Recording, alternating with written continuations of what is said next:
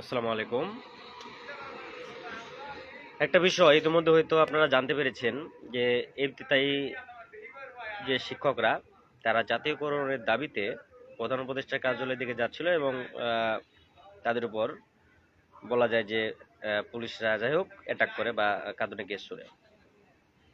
তো একটা বিষয় আমরা ক্লিয়ার করতে চাই যে বাংলাদেশের শিক্ষক সমাজ কিন্তু অতিমাত্রায় মেরুদণ্ডহীন। শুধু তাই নয়, আমরা বলতে পারি এক প্রকার অবলা।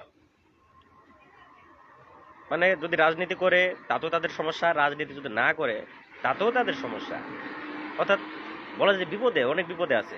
শুধু শিক্ষক না, দেখে দেখে পুলিশদের ক্ষেত্রে মোটামুটি এরকমটা করে, তবে শিক্ষকরা একটু বেশি কোনো আন্দোলন করতে পারে না। ধরুন আজকে একজন শিক্ষককে গলায় জুতার মালা দিয়ে ঘোরানো হলো, এটা কিছুদিন হয়তো একটু মিডিয়াতে আসবে, তারপর কিন্তু টোটাল থেমে যাবে। এতে কিন্তু শিক্ষক সমাজ থেকে কোনো প্রতিবাদ কিন্তু হবে না। অন্যদিকে আপনি দেখেন, যদি এটা আজ একটা ডক্টরের উপরে গায়ে যদি হাত তোলা হয়, ডক্টরের উপর গায়ে যদি হাত তোলা হয়, দেখবেন যে অন্তত ওই প্রতিষ্ঠানে, যে প্রতিষ্ঠানে ডক্টরের গায়ে হাত তোলা হবে, অন্তত এই প্রতিষ্ঠানে কিন্তু সবাই কর্মবিরতিতে চলে যাবে। অন্যদিকে শিক্ষক সমাজের উপর যত প্রকার নির্যাতন হোক না কেন, উম, বাকি শিক্ষকরা চুপ থাকবে।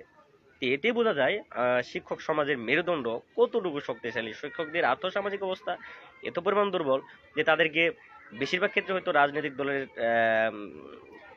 হয় রাজনৈতিক দলের চামচামি করে খেতে হয়, অথবা রাজনৈতিক দলগুলা তাদের উপর যতই শোষণ নির্যাতন করুক না কেন, এগুলো মুখ বুজে সহ্য করতে হয়। শুধু তাই নয়, বর্তমানে এমন একটা পরিস্থিতি চলে গেছে, রাজনৈতিক রাজনৈতিক দলের পাশাপাশি শিক্ষার্থী এবং শিক্ষার্থীদের গার্জিয়ান সহ, অভিভাবক সহ সবাই এখন এক নজরে এক প্রকার যে শিক্ষকদের অবলা একটা প্রাণী মনে করে আর কি। শিক্ষকদের শিক্ষকই মনে করে, যে পরিমাণ সম্মান থাকার কথা এরকম সম্মান কিন্তু অ্যাকচুয়ালি নাই। আর সবকিছুর মূলে রয়েছে তাদের আর্থসামাজিক যে সমস্যা, এটা। তো যদি কোনোভাবে এই আর্থসামাজিক যে অবস্থা শিক্ষকদের, এটা যদি সমাধান না করা হয়, তাহলে এইভাবে শিক্ষকরা যুগের পর যুগ নির্যাতিত নিষ্পেষিত হতেই থাকবে। তো শিক্ষকদের একটা স্ট্রং, বলা যায় যে ব্যাকবোন, স্ট্রং মেরুদণ্ড দরকার, যাতে রাজনৈতিক দলের দালালি করে না খেতে হয়, যাতে রাজনৈতিক দলের শোষণের বা জুলুমের নির্যাতনের শিকার না হতে হয়। আহ, এতে করে আশা করা যায় আমাদের শিক্ষা খাতটা আরো উন্নতির দিকে যাবে। তো বেশি কিছু বলবো না, আপনারা দেখতে থাকুন।